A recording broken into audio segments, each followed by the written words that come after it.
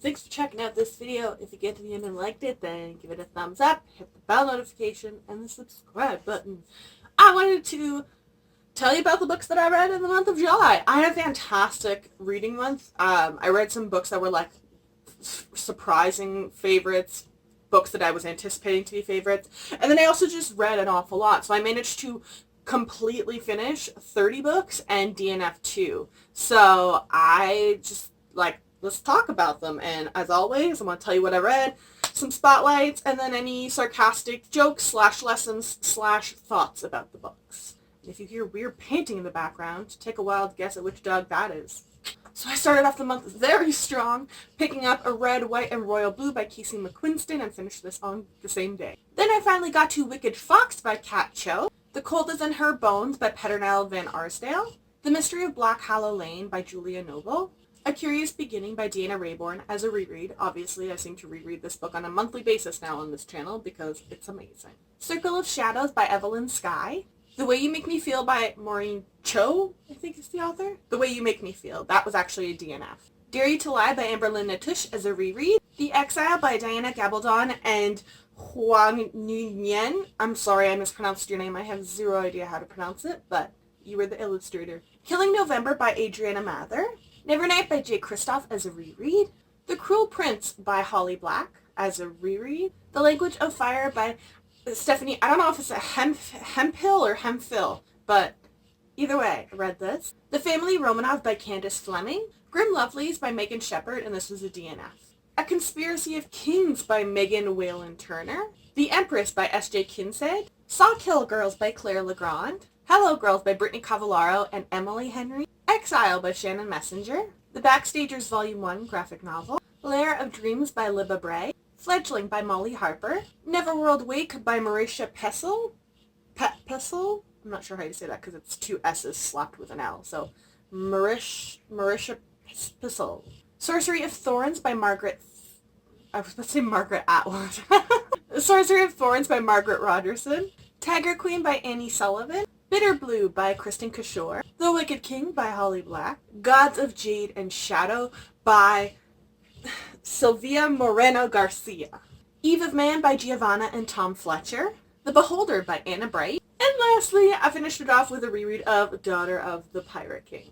As always, I'll go from least to most on this spectrum, starting off with my least favorite of the month. I always don't include DNFs in here, and I'm specifying that it's least favorite, not like most hated or anything like that, because I will just DNF a book if it's really not for me. So I just want to make that totally clear, because my least favorite of the month was Wicked Fox by Kat Cho. I think part of my disappointment was because this was one of my most anticipated reads of the year. I have been obsessed with BTS for at least a year now. Actually, yeah, it's almost a year. I think it's a couple days short. I was tracking that on the Army Amino app.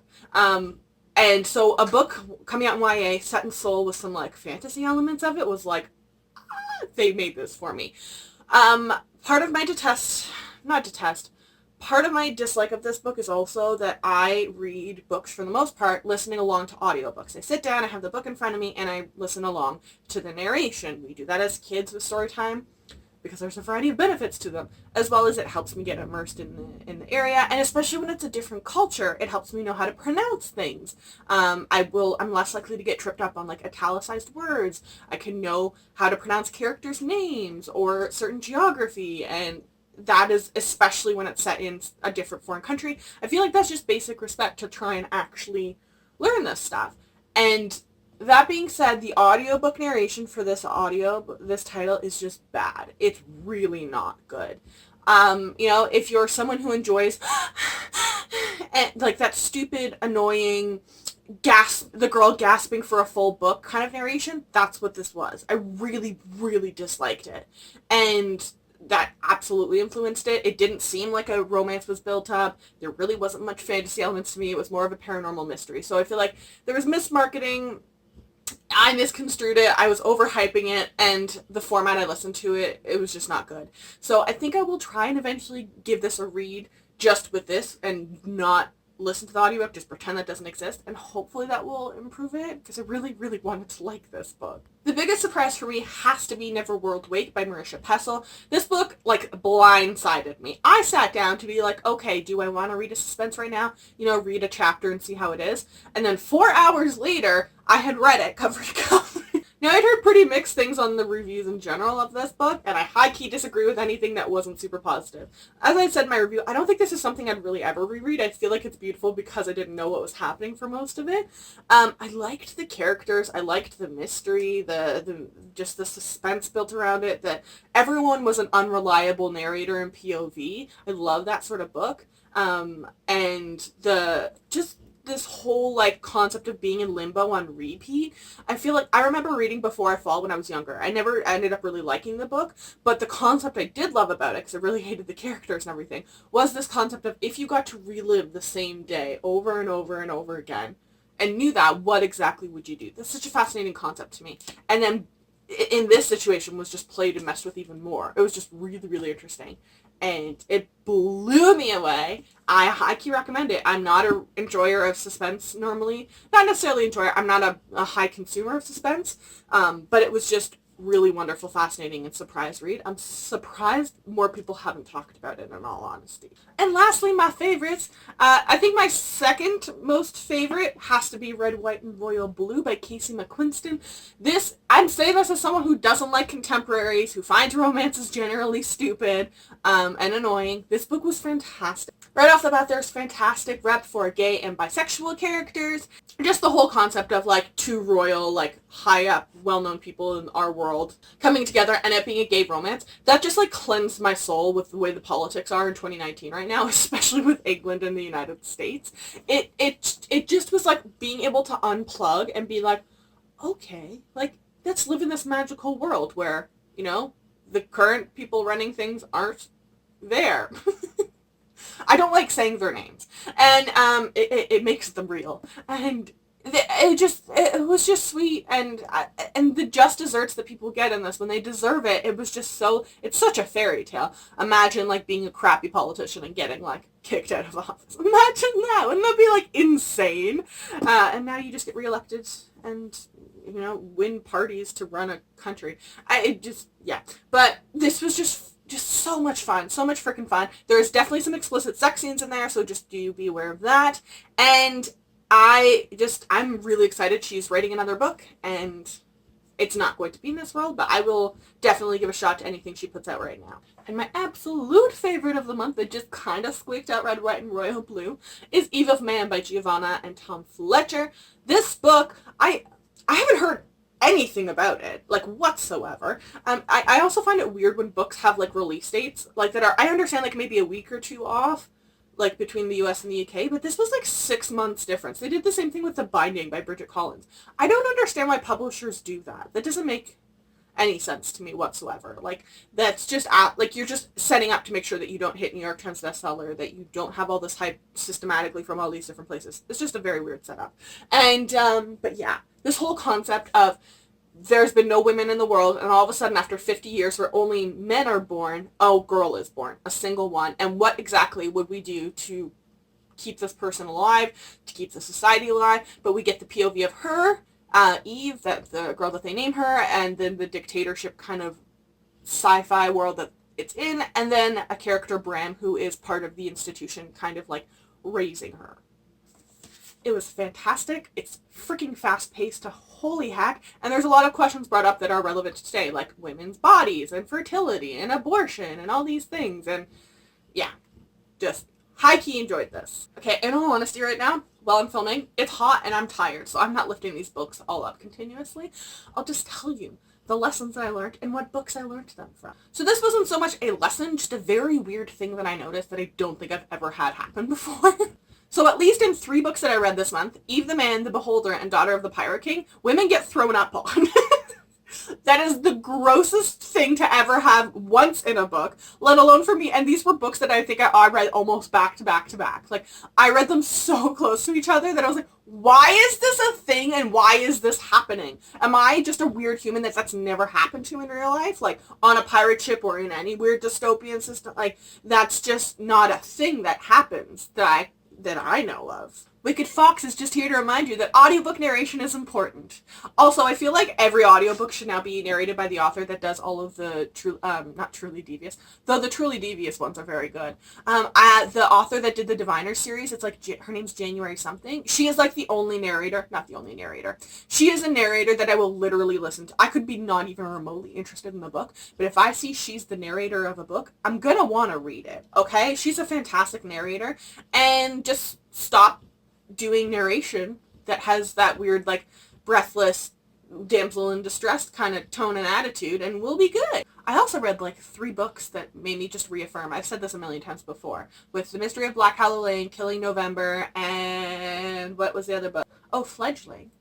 I want to go to a British boarding school that has a murder mystery and a secret club cult. Is that too much to ask? The Beholder just reminded me that I need to pay way better attention to knowing if books or series are standalones, because I 150% thought The Beholder was a standalone, and then got to the second to last page and then went, this couldn't really be the way that they ended it, and checked and no, there's another book. I'm just super impressed with myself with how much I read from the library this month. So I counted, and I could be counting way wrong, because grade 10 math did me dirty. But I read at least 12 physical books this month from the library, and like averaging out the book in Canada costing like $22 to $23. Let's be real, it's probably way higher than that. I saved like over $250 just this month. Like, that's like, I'm high-key impressed with myself, and I'm just kind of happy because, in all honesty, the ones that I borrowed from the library are not books that I think I'm really ever going to reread for the most part. I think I'll continue a couple of the series, but, like, I would honestly, this isn't any shade at the book itself. I have no intention of ever rereading something like The Beholder. I just think I've read it before. The cover is beautiful, though. So, if I had spent $23 on that, and I would have been like, the first thing I would have done been like, okay, I finished it, and put it on my unhaul shelf. So I'm just really excited, like $250, like getting an actual number in my head. And that's not even including the digital content that I borrowed from the library as well, because I like to listen to the audiobooks. So if my library has the audiobook, I borrow it from the library.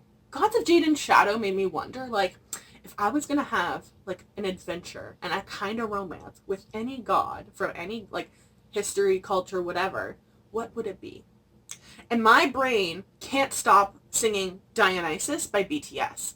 So I've just auto-associated that Greek god with BTS, which high-key always here for. So I would say Dionysus, plus I feel like he'd be like a riot. Like, he's bisexual, he's got all the wine, he's the party. I think he does agriculture too. So I feel like you've got like, you got enough, he'll sustain you. And like food and drink, you'd be good. And like, he knows how to party and have a good time. Like, that just...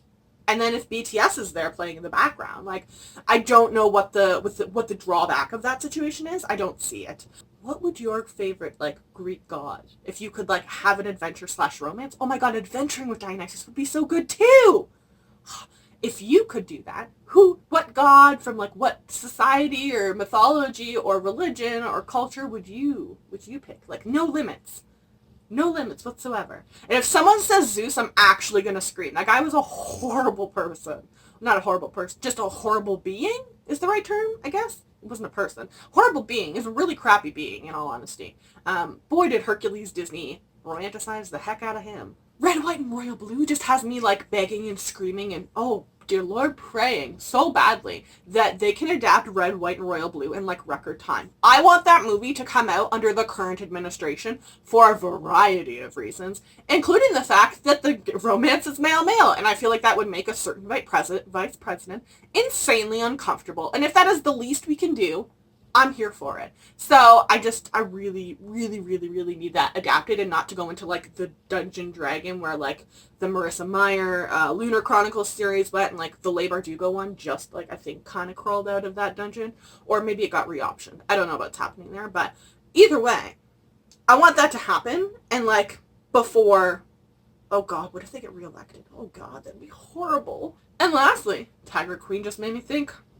Every book I read set in a desert or around fires makes me insanely thirsty. I guess that's good writing, like, a credit to the writing. It's just very weird to be like, oh, I'm like, oh, this chapter, I'm so thirsty. It's very weird. It's a very odd thought to have in your head and to catch yourself thinking. And just, it's very weird. So yeah, if you're ever going to read Dry by Niall Schusterman or Tiger Queen by Annie Sullivan, always have water with you. Save your life. My brain also won't stop trying to cast Red, White, and Royal Blue. I can't figure out who the heck I would want in it. I feel like Haley Steinfeld would be really... Is it Haley Steinfeld? The girl who was in Pitch Perfect would be good in that, but I don't know if she's too old now. Mind you, who cares? Ryan from the OC was like 30.